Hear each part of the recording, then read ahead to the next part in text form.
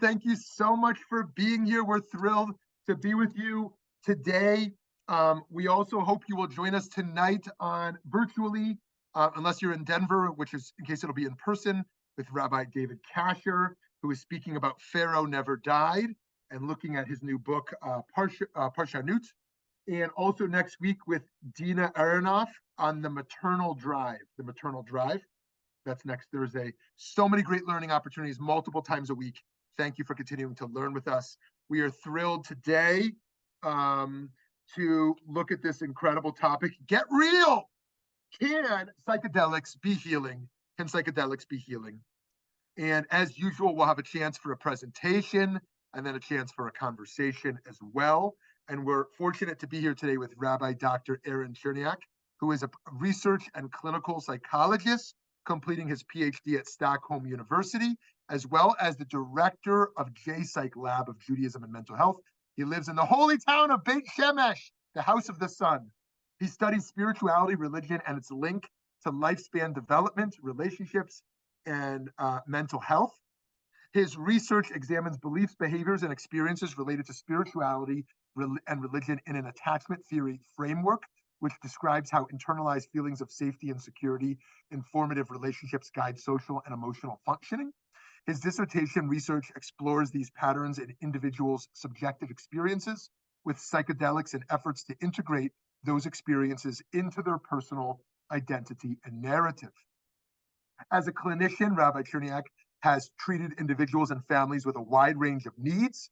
He's lectured on spiritual religious issues in mental health and clinical practice to both professional and communal audiences. Through JPSYCH, Rabbi Cherniak disseminates psychoeducational resources to the global Jewish community. He is a married father of two, a rabbi, an avid canoeist, and an unrepentant punster. Wow, that is a great grand slam to a bio. Get real, can psychedelics be healing? I'm sorry to share, we will not be sharing a sample of psychedelics during the session, but we are excited to explore this issue with Rabbi Cherniak. Okay, the floor is yours. Thank you so much. Thank you very much for having me. I want to emphasize the doctorate. The doctor is still aspirational at this point, completing the doctorate. So let me just share my screen. Okay. That disappears. Okay. Everyone can see my screen, or can Alex, can you confirm? Looks good. Okay. So obviously this is a loaded topic. If people have questions throughout, I encourage you to pop a question into the chat. If it's critical to answer at that point, I'll try to answer those types of questions throughout the presentation. But I will have some time for questions and discussion at the end. But thank you very much for having me. It's really a privilege to be here.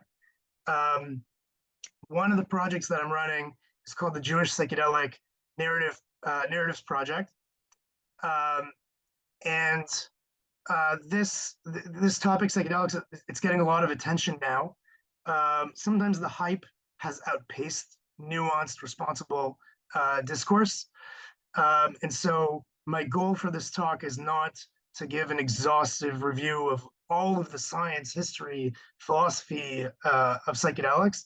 I want to introduce you to the topic generally and raise some pressing issues in the space and share with you my, current draft of how I think about these issues in a thoughtful, integrative approach. This article that you can see, the title of the article that you can see, just to illustrate how much attention this field is getting. So the International Journal of Psychology of Religion had a special issue towards the end of last year about psychedelics related articles. Our article was published, I believe, December 5th. And within 2 weeks, it was the most read article that the journal had published all year, including those articles that were published back in January of 2022. I think, I value the opportunity to be here to sort of think thoughtfully about the issues raised in this field. Okay, I want to thank uh, people or organizations who have supported my work. Um, the Source Research Foundation gave me a grant for the research that I'm doing. Um, Templeton World Charity Foundation supports other aspects of my work, which I'd be happy to come back and discuss another time about meditation and Shabbat observance and mental health. And to Shefa, founded by Rav Kamenetz, they've been crucial partners in trying to think through the thorny issues that come at the intersection of faith and psychedelics. And so, before we begin, especially since the session is being recorded, I want to make sure that I say off the top, please do not base any decision about psychedelics on this talk alone. There are risks involved. There's a lot that we still don't know. And, these substances are illegal in many places. They can cause powerful, non-ordinary experiences. Please, if you're going to take further steps in this field, speak with a medical professional generally and specifically about your personal health history. There's a growing number being trained with expertise in this area, and I'd advise you to speak with some sort of spiritual mentor as well. Okay, and so just so we can get on the same page, what are we talking about when we're talking about psychedelics? Well, there's a list, on the left is a sample list of example classic psychedelics. But psychedelics are psychoactive substances associated with substantial alterations to perception, to cognition, and emotion. And we're now in a period that has been dubbed the psychedelic renaissance, which is really just a marketing tool for how people have been discussing the increased use in contemporary settings, retreats and festivals, etc., as well as the increase in psychedelics in clinical and other research as well. I'm not going to spend time, unfortunately, on the neurobiological research, even though it's obviously relevant. The focus of the presentation is mostly about the psychological experience related to psychedelics and whether it can be part of authentic healing and spiritual pursuits. And so before I go more into depth about psychedelics, I want to tell you about how I came to this field, because I think it's informative about the stance that I take. I did my undergraduate education at Yeshiva University. I was working in a lab there studying spiritually informed positive psychology interventions in the classroom and in counseling. My master's, I completed IDC Herzliya, where I was a fellow in the research psychotherapy clinic. There, my research dealt with psychopathology, mental health, and processes of therapeutic change. This work had to grapple with the reality that sometimes clients actually regress in therapy, that they do not improve throughout treatment, and that they experience ups and downs. And so this work, when I completed that work, I was inspired to return to my initial interest of religion and spirituality and mental health, but with a richer theoretical framework for the ebbs and flows of spirituality, as well as adverse experiences. And so the doctorate that I'm doing now, and I happen to be fortunate enough to be supervised by one of the world experts in attachment theory, Mario Mikulincer. My doctorate through Stockholm University in Sweden, as well as in continued collaboration with Mario Mikulincer in Israel. I've returned to spirituality and religion in a more sophisticated way, not only to look at how people engage their spiritual side, but how the same concepts take on different meaning for different people. People conceive of the divine in different ways, often related in some way to their religious beliefs, as well as their personal, social, emotional worlds, which I find fascinating. For example, when we think about the effect of prayer on mental health, that is dependent upon how the address of the prayer is perceived. praying to a god experienced as punitive or vengeful is a vastly different exercise than praying to a god perceived as compassionate and loving. And so these experiences are complex interactions of things that people say they believe, and as well as non-conscious attitudes. And so it was within a year of beginning my doctorate. Psychedelics were not the original topic of my doctorate, but thinking about spirituality and experiences that are challenging but meaningful, desirable, undesirable, quote unquote good and bad, and how the whole range of human experience can be part of an ultimately fulfilling spiritual life, both in intense and everyday contexts and through contemplative practices. Thinking about these sorts of ideas, psychedelics was a sort of natural and exciting pivot for me. Okay, so I began this talk with a disclaimer, with bright pink, so that we wouldn't skip over it. So why the disclaimer? I keep reading nothing but good news and reliable media sources about the therapeutic potential of psychedelics. So this field is still developing, and at times it still feels like the Wild West. At times the voices that garner attention are not necessarily most authoritative or trustworthy, but rather the loudest, earliest to speak, most charismatic, or those who stand to profit. And I should note that personally, I have no conflict of interest. I'm not affiliated with any business in this industry. But the chaos arises in sorting through the scientific research. And just because it's in a peer-reviewed scientific journal doesn't mean that it's free of fatal flaws, as well as the potentially fraught cultural and religious discussions. And so, like I said, we're not going to do a exhaustive review of all of psychedelic research and therapy, or of all of the relevant spiritual issues. But I hope this talk can be somewhat informative, as well as the beginning of some continued thought-provoking conversations. And I'll say already, at the risk of stealing my own thunder, by the end of this talk, I hope that I will have conveyed the basic thesis that psychedelics are powerful substances with both potential and risk in both medical treatment and spiritual development. And so, while there's reason for great optimism for psychedelics, any discussion about or use of psychedelics ought to be undertaken with responsibility and clear-headedness, which has not always been the case. And so I want to do a rapid review of some of the good, the bad, and the ugly, both from a culturally Jewish perspective, and then in some of the scientific research as well. And so what does Judaism say about psychedelics? And here, it's been particularly troubling to see people make particular claims about what Judaism has to say about psychedelics. Just for example,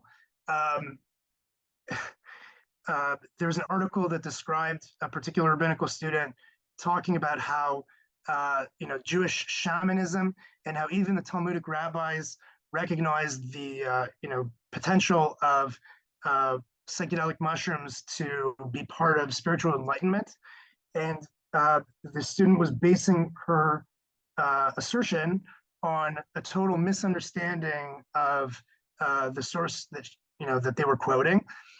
They argued that mushrooms have a different blessing than any other vegetable, and so they have the more all-encompassing shakol niyeh bidvaro blessing rather than the borei pri ha'adama blessing. And so that's the sort of allusion that the rabbis were making to the significance of the mushroom beyond, I guess, nutrition. And so the problem is that mushrooms are fungi; they're not vegetables, and so of course they wouldn't get the borei pri ha'adama blessing. And they further claimed that the linguistic root of mushrooms being patriot, being related to breaking free and releasing, releasing you from boundaries. I mean, the academic Talmudic papers that I looked up, they discuss, um, mushrooms grow. How do mushrooms grow? They release spores into their environment. The spores break free, and so there's nothing about the name Patriot or about the blessing that would allude to the rabbis having an affinity or even any tradition of using psychedelic mushrooms. Um, this article had a lot of issues. I it was difficult to. I wanted to choose one issue I could pick up on concisely, um, but this article claims to review the evidence for the use of psychedelics. Entheogens is another word for that that's used for psychedelics. Um, it's a particularly loaded term that's used for psychedelics because entheogen, the meaning is, a substance that allows you to encounter the divine. And so, that's already projecting a lot of assumptions onto what psychedelics are and how they work. And so in this article, just one of the claims is just clear that the author doesn't understand the simple reading of the Gemara, that the reference that the Gemara is making to Shittim is about the place, not about the particular plant that the author claims that it is being referred to. And I didn't bring a screen grab of this as well, but it's also been argued by particular people in this space that the etymology of the word pineal gland, which is, the pineal gland is one of the brain structures that is most closely related to the neurobiological action of psychedelics. They argued that the name pineal gland is based on, Jacob's encounter with the divine in, in Pneel. The problem is that, pineal means, is it pine? I think pine cone in Latin or something, and it's named that because of its shape, not because Jacob had anything to do with with any of these psychoactive substances. And so whether I'm not against claims that Judaism has within it a tradition of of psychedelics, but it is an open and interesting question. But it's shakier ground to say that it's part of our tradition to use psychedelics. It's, if people want to make spectacular claims, they should back it up with spectacular evidence that can stand up to basic scrutiny. And so, I've been thinking about why people are making arguments that are, with apologies, embarrassing on their face. And so, with the discussions of, policy changes, people have been sort of trying to find, in the United States, at least, there's an exemption from the law,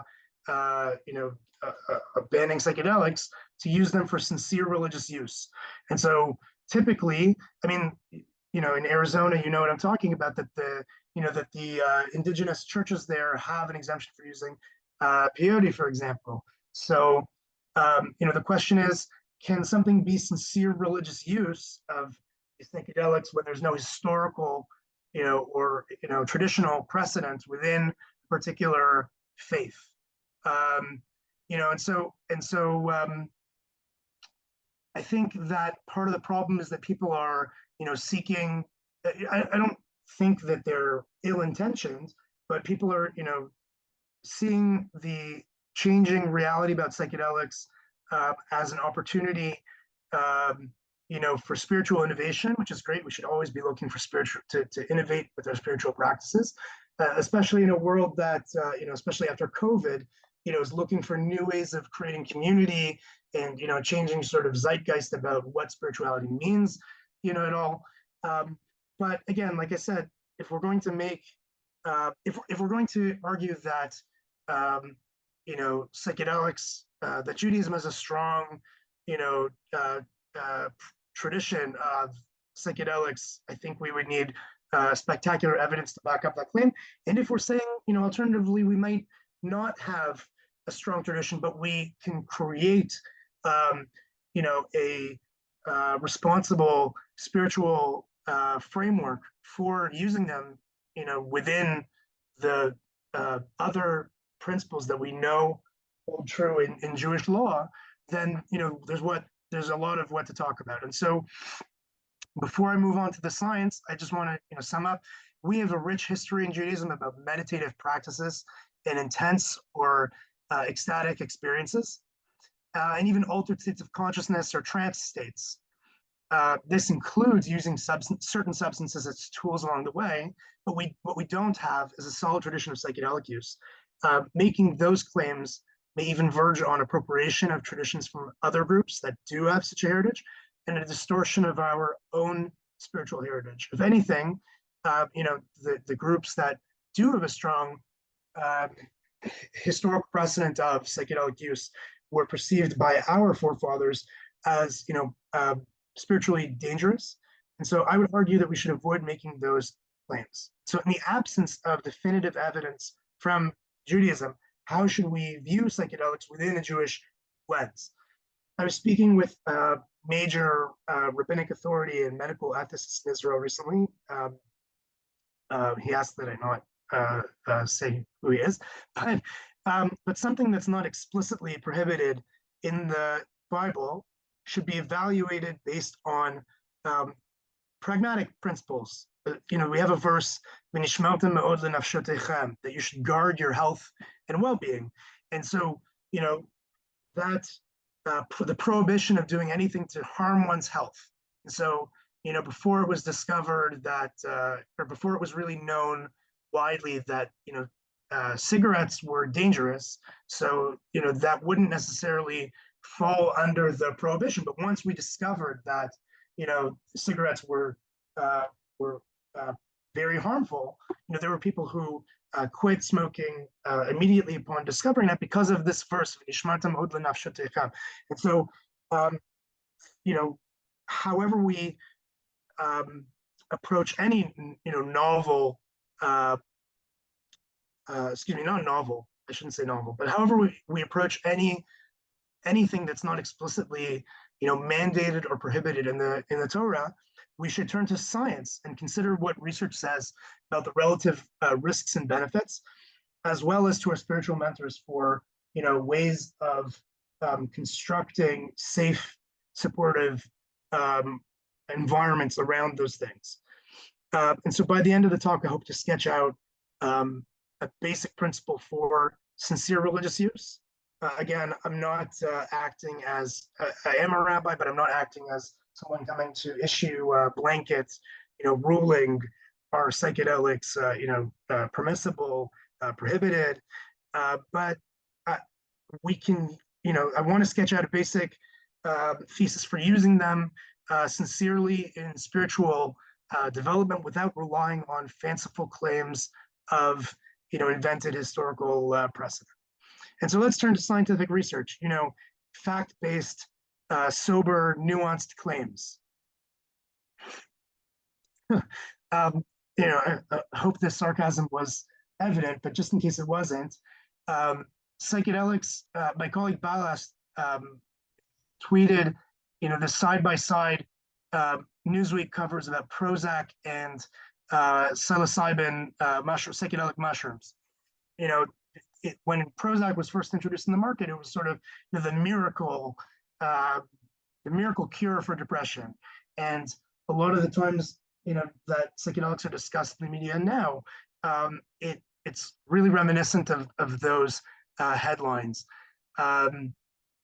And even though, so Prozac and psychedelic mushrooms, seem to perform well in randomized controlled trials, but the real world effectiveness of these substances really needs to be examined carefully.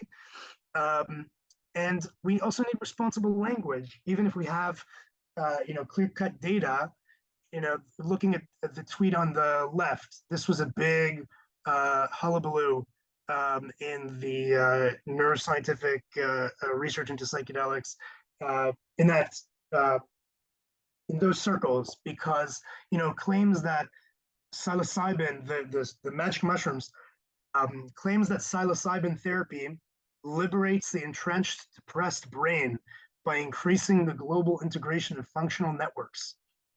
What does it mean to have even a depressed brain? Isn't really like, can you point to a part of the brain that is depressed? I mean, to say the depressed brain, and what does it mean entrenched? These are terms that were sort of loosely thrown around in the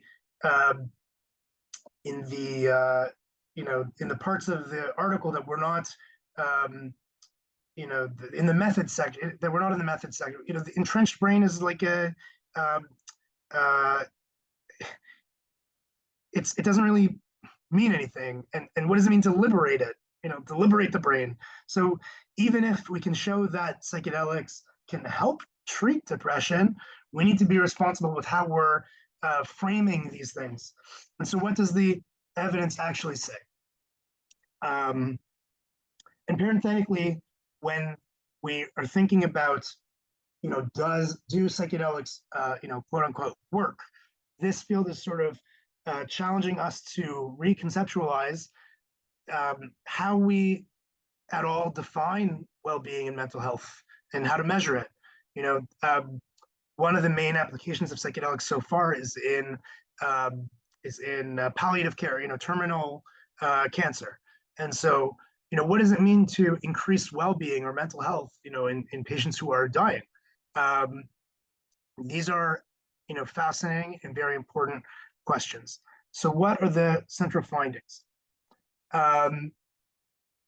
Well, psychedelics have a wide range of effects. Some of the positive, and these you should positive in quotation marks. So, positive, it can lift people's mood. It can increase associative and creative thinking. It can enhance your sensory perception. It can facilitate profound, life-changing experiences. Okay, well, that's some positive ones. Neutral. Well, psychedelics dilate people's pupils. Okay, well, that's not positive or negative. It can slightly increase one's heart rate. Okay, well, exercise or novel situations increase one's heart rate. An increase in yawning. These are things when we're talking about what do psychedelics do. We need to be deliberate and really talking about all of the effects of psychedelics, and so that includes the negative effects as well: anxiety, increased sweating, nausea, dizziness, megalomania, paranoia, unwanted and overwhelming feelings. And so, any of these studies that show that psychedelics work, it's all within the context of the whole gamut of effects. One of the strongest findings that has come out is that the likelihood of having a difficult experience with psychedelics is decreased if they're let me say that again. The strongest finding is one of the strongest findings to come out of this research so far is the influence of the context within which one takes the psychedelic. So you see on the slide, it says set and setting. Set is a short form that's used to describe the personality, the intentions, the motivations, that the expectations that a person has when taking a psychedelic. And setting refers to the physical space, the social context, even the cultural milieu that the person or the group having the experience is in.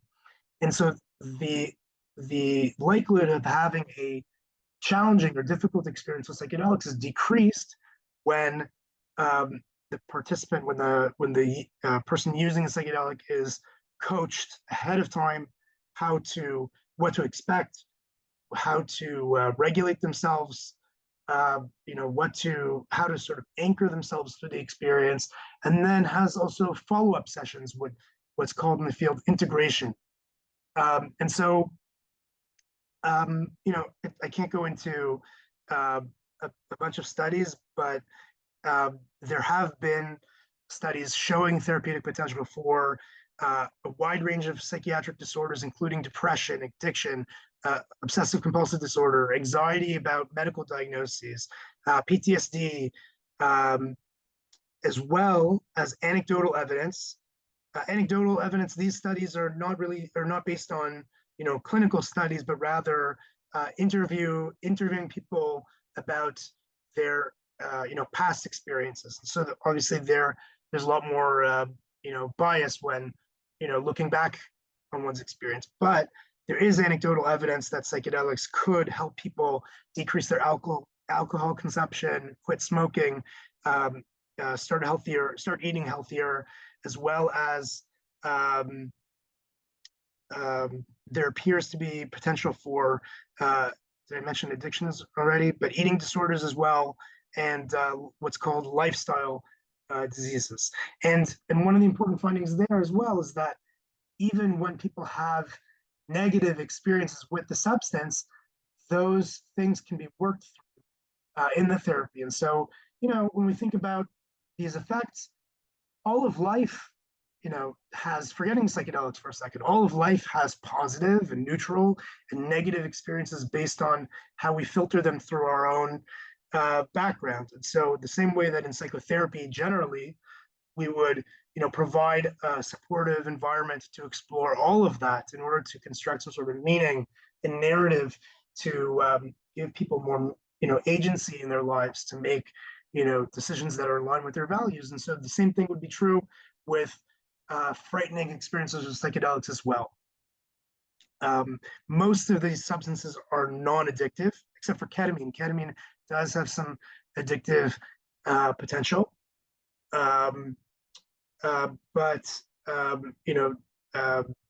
that means there's also no way of like overdosing, from magic mushrooms, for example. You can have really intense, acute, experiences, but you're not, a person isn't going to, come to die because they had too many mushrooms. I see. Okay, I don't see any questions, so I'm going to keep going. If anyone does have questions on what we've covered so far, pop them in the chat, and I'll see if they need immediate attention or they can wait till the end. However, some limitations on the studies that have been reported, these are small samples. Sometimes there are issues about the how patients are prepared for the experience. They're told to expect, certain experiences, or in trying to compare people who are given a psychedelic to to a placebo. Excuse me.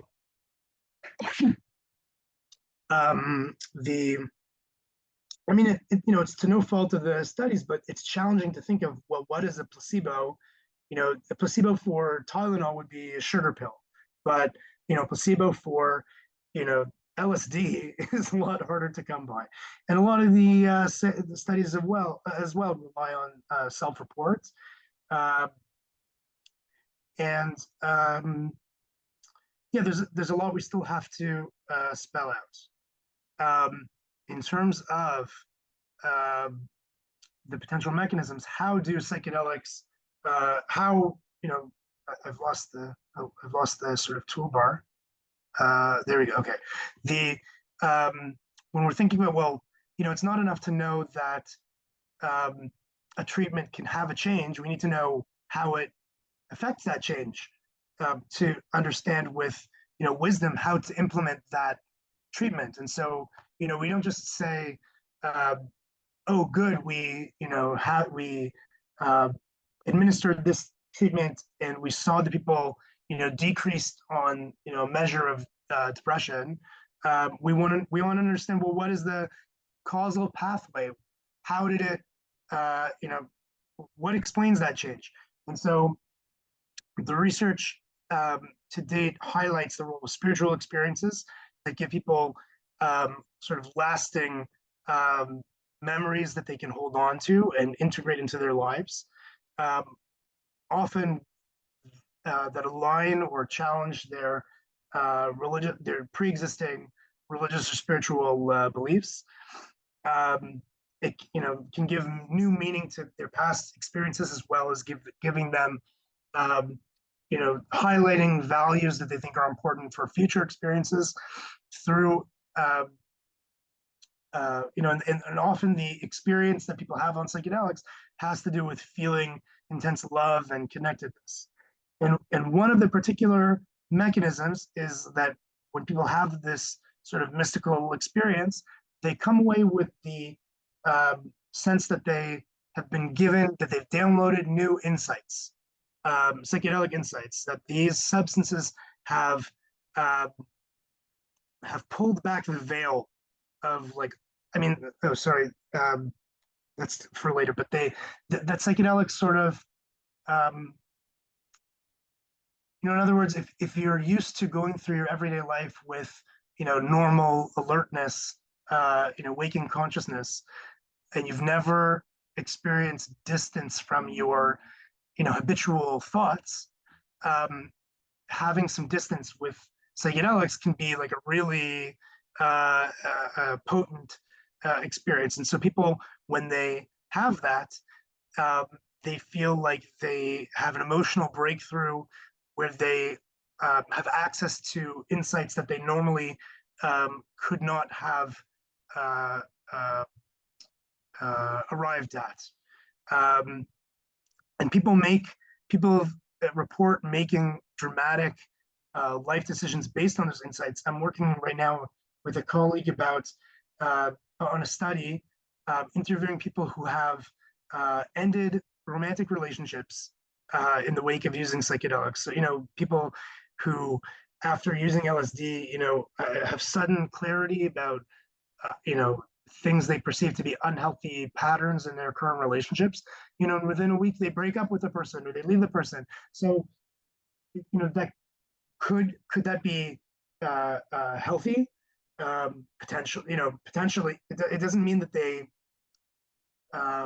anyway, I'm going to get into this more in depth in other slides. And so but my basic question is, well, if psychedelics work by occasioning spiritual experiences, and through those experiences, by providing people with these, deep insights that they couldn't have thought of otherwise, well, what do we know about insights generally, right? Psychedelic insights shouldn't be different than, other types of insights. And so people quote William James, among other philosophers, in a sort of rosy, shaded take on insights. William James actually reported his own experiences with mind-altering drugs. He said they are illuminations, revelations, full of significance and importance, all inarticulate though they remain. And as a rule, they carry with them a curious sense of authority for after time. This particular quote, I don't believe, is about an experience with a mind-altering drug.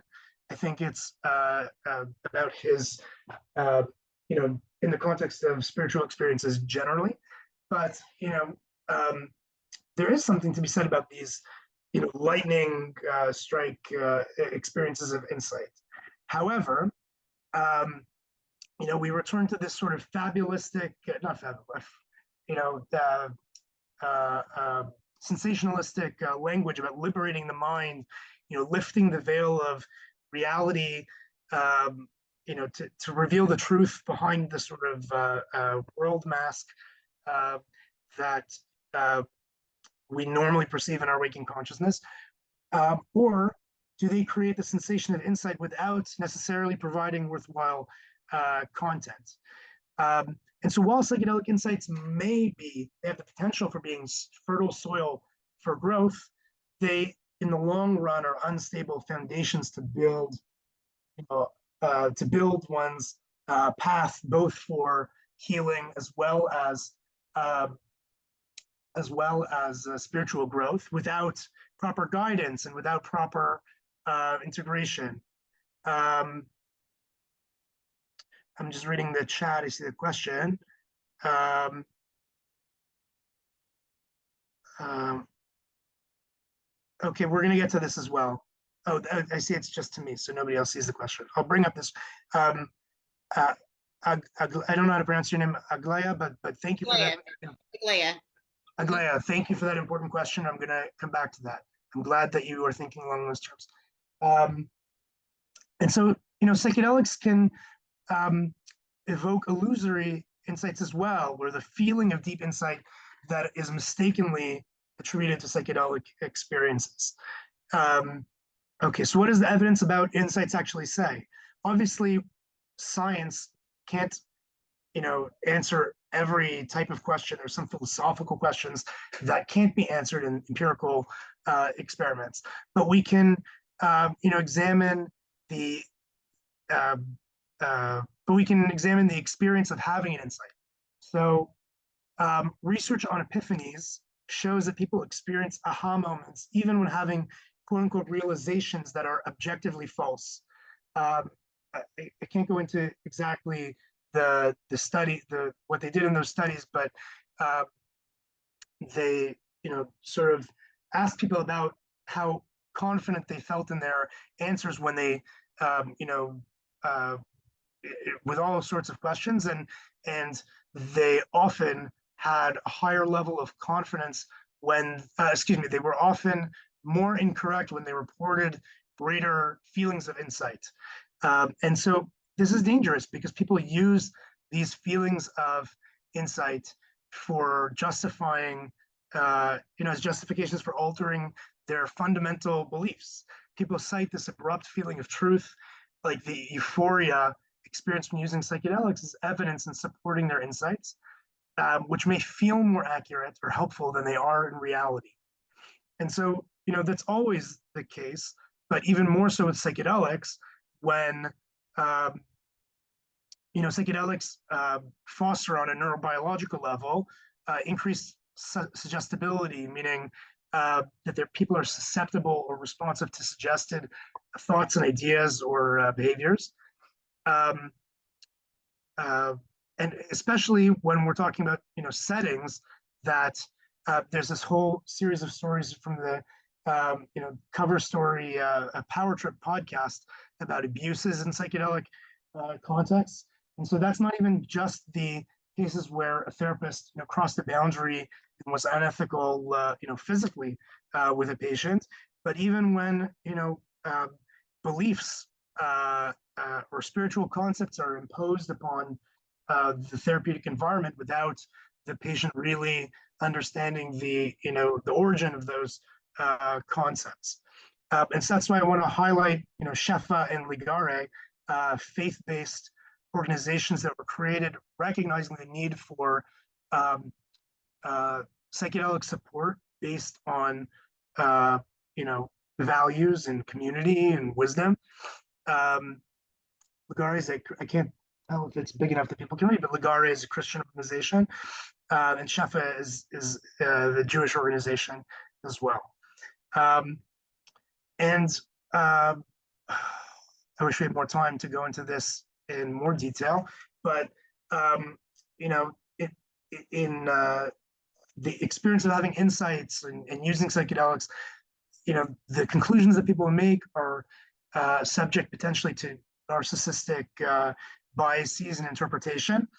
And there's a growing body of literature on spiritual, that people high in narcissism in the first place are more drawn to use psychedelics, out of this, I'm going to be enlightened, or, I'm going to have access to greater wisdom than people around me. And that can jeopardize any sort of spiritual pursuit, or and I want to say generally in psychotherapy as well, that often if a therapist meets one-on-one with a client, they don't hear the differing stories from the person's family members or coworkers or whatever, if a therapist isn't careful, they can buy into the sort of egocentrically told narrative that the patient is bringing without, challenging and trying to broaden their perspective. And so, these things can fool us into thinking that we're evolving and growing. All we're growing is our ego. Next. Okay. And so back to William James, notwithstanding his praise of mystical insights, he remarked that even some of his own substance-induced insights, he said, these insights to the sober reader seem meaningless drivel, but at the moment of transcribing were fused in the fire of infinite rationality. And so, we need to ask ourselves, let's try. We need to ask ourselves, well, okay, of what importance is it that psychedelic insights or therapeutic insights, forget psychedelics for a second. Many therapists eschew this concern, well, what if the insight that the person has is actually false? It has no basis in reality, but it helps the person cope. So of what harm is a false belief that helps people cope? And so, true, durable well-being and mental health and, spirituality as well, often involve acknowledging unpleasant truths and delaying immediate gratification for a higher value, navigating dilemmas of interpersonal ethics, things that are not as exotic to talk about. It's super exotic to talk about, meeting, all types of supernatural entities when taking psychedelics, or the meaningful experiences in life that people have. It's a lot less, celebrated to talk about, well, in what values are you rooting these experiences? How are you concretizing those experiences in ways that will have durable value? And so coming back to, where was the question? I should have mentioned that. I'll mention, coming back to Aglaya's question,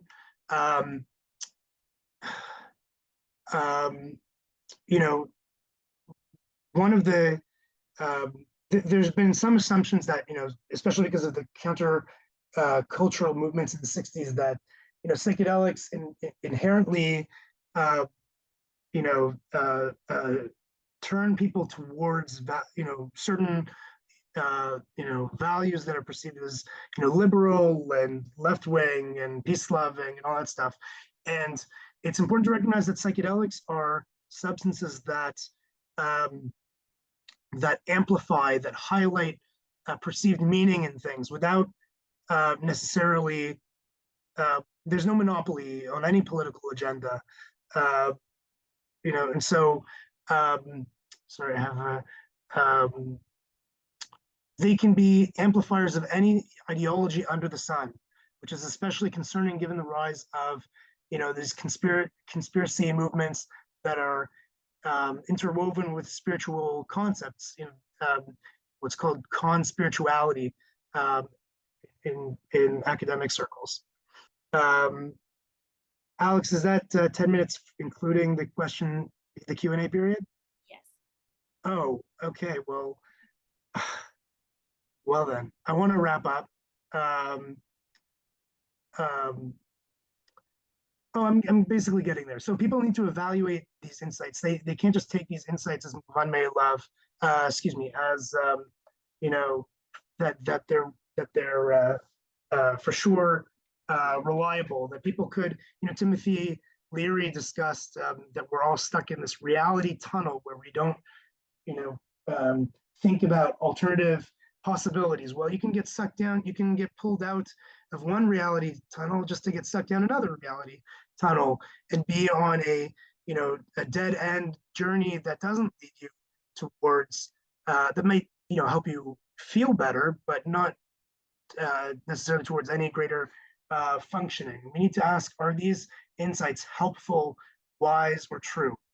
And I think one framework, within returning to a Jewish perspective, that could be helpful is that even divine revelation, the rabbis discuss as potentially, that Torah can be either an elixir for life, of life, or a deadly potion, depending on one's character, relationships, or skillfulness. And so when we, and so a possible path to healing with psychedelics is less defined by the specific revelatory content of the experience than it is about developing skills for processing all types of experiences, psychedelic and non-psychedelic, and cultivating a community with a healthy bi-directional relationship with this inner work. Psychedelics can be a helpful tool and also a harmful impediment to well-being, spirituality. They can contribute to healing when they catalyze awe-inspiring experiences nurtured by more general reflective processes and personal development in a supportive, communal, relational framework. However, relying on psychedelics and specific revelations, especially without probing their limitations, may be ill-advised or even destructive. And so with that, I want to thank you for your attention and whatever time we have remaining to address questions. I saw one question raised. I should have mentioned this. I mean, maybe it's better I didn't mention this at the beginning. Oh, I can stop the share so we can all see each other again. Someone asked about if I've had my own personal experiences. I haven't with psychedelics. I have been in a coma, and so that was a sort of interesting experience to work through. What did I want to say about part of the reason I haven't used a psychedelic yet is because of this evidence-based concern for, well, what is the environment that people are using these substances in? And wanting for myself and for other people to have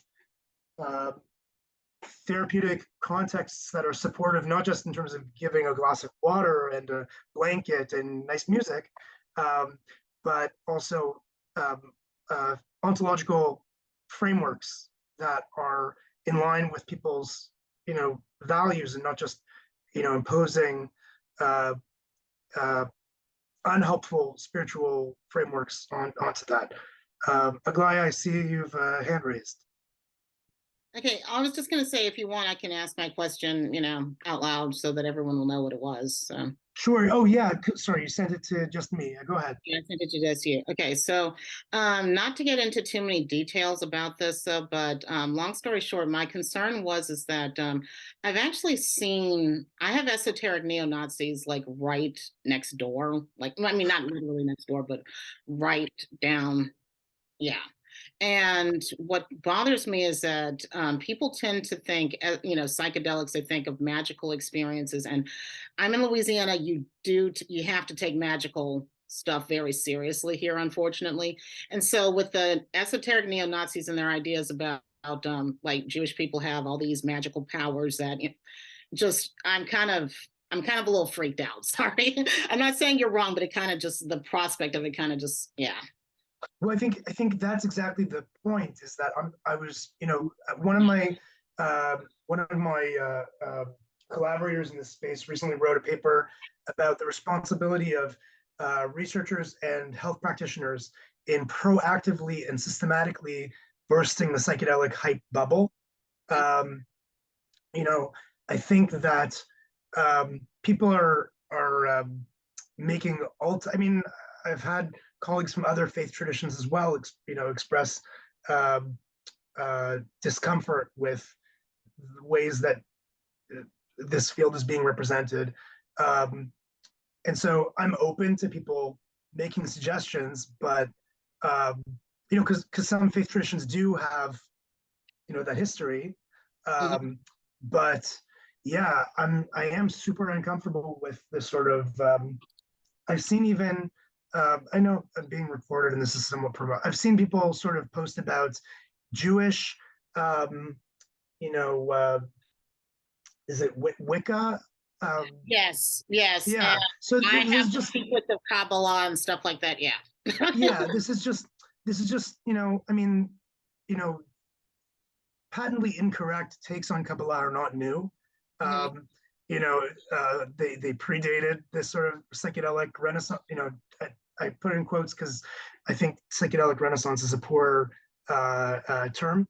Um, but yeah, I see my role, both as a clinician and as a rabbi, in sort of um, offering faith-based ways of understanding these experiences without claiming that they're giving us objective, you know, um, there's no reason to assume that um, Michael Pollan, a famous journalist who's written about psychedelics, wrote about his experience going to the bathroom on a psychedelic trip and observing the urine in rainbow color. And so, that's just something that comes to mind as something that has no relevance to. I don't know why that's specific example came to mind, but in other words, people who have actual certification, not just in psychedelics. Um, I've had people contact me from with all types of weird adopted names, asking me to lend my hard-earned credentials as a rabbi and clinical psychologist to their agenda. And I mean, that's sort of how I view my ethical responsibility in this space. I see there's more in the chat. Um, as described, psychedelics are like sex, Judy says, in context and with healthy intent. It's holy. If out of context or in the context of abuse, outside of seeking kedusha, it can be considered masturbatory. I had this in my notes, but I felt like I was already being too provocative. But I had in my notes onanistic spirituality, sort of self-pleasuring, creating experiences that feel good, but have no sort of lasting, they don't germinate, or they don't fertilize, any long-lasting positive impact for humanity. Yeah, absolutely. And so that's why set and setting, in a secular medical context, set and setting is the guiding principle of how these clinical interventions are designed. And I think, this is after all a shul community, a Beit Midrash community. And so set and setting can also be relevant factors for all of our spiritual practices, sex, eating, when we say cheers, we say l'chaim, we don't just drink, elevates alcohol is a whole other topic. One of the papers comparing the effects of all types of substances found that mushrooms were the least harmful, and that alcohol and cocaine were the most, both in terms of their physiological effects as well as their social toll and economic toll as well. Anyway, I'm going on for a little tangent, but the point is that we can use the term set and setting, setting intention, setting kavanah, setting, avira, like an atmosphere of intentionality. What about all rabbis and spiritual leaders that have had profound experiences on psychedelics? Good question. So, I don't think, I don't think, and so, cannabis, cannabis is a whole other topic because personally, I am more skeptical about the actual therapeutic value, but, I don't think psychedelics, I'm on the record now. So every person who wants to try these substances in a place where it's legal should consult their own, spiritual mentor for, individualistic guidance. But, generally, I think it's hard to say that psychedelics should be blanketly prohibited. And so what about spiritual leaders who have had profound experiences? I think that a helpful framework for those profound experiences on psychedelics is the way that the Talmud talks about dream interpretation. When people have dreams, they wake up and they have a profound experience of insight. Well, they know that a dream is, partially based in things they're part of their objective reality, or not objective, their waking consciousness, and partially based on total fantasy that's made up. And so they try to, the rabbis say everything in a dream goes after the interpretation, right? And so because the rabbis recognize the that a dream doesn't necessarily lead a person to a specific fate. It's not necessarily prophecy, but it's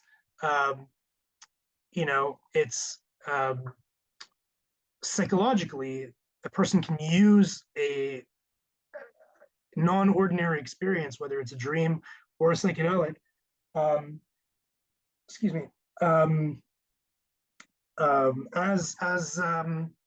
chomer, as material, as fodder, right?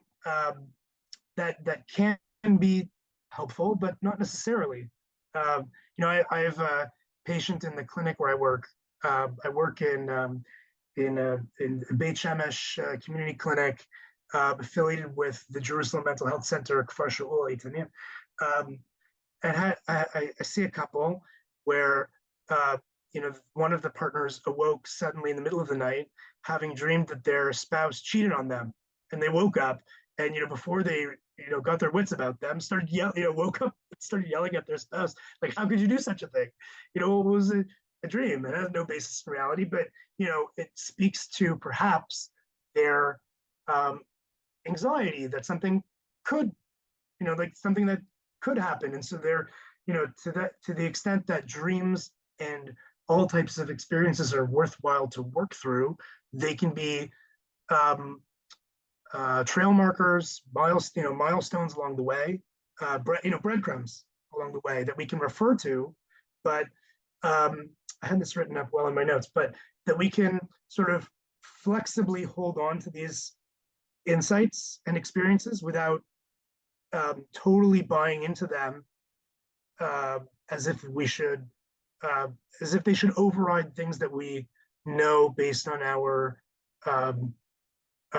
rational faculties. I mean, the Maimonides speaks at length about when the Torah talks about a false Messiah. So, according to Maimonides, the Torah says that even if someone comes and says, I'm the Messiah, they make accurate predictions and they perform miracles that are not, invalidated as sleight of hand, right? Even if someone's able to produce a miracle, if they teach a message that undermines, divine revelation at Sinai, they are not to be believed. So I think that's a general. I think that's a good guiding principle in this space. Rabbi Cherniak, thank you so much for joining us today and for this very interesting presentation. And thank you all for tuning in as well. As Rabbi Shmuley mentioned at the beginning, we've got some great stuff coming up later this week and next week as well. So we hope that you all can join for those as well. And thanks again to all of you for being here today, and hope you have a great rest of your day. Thank you so much for having me, and thank you all for coming.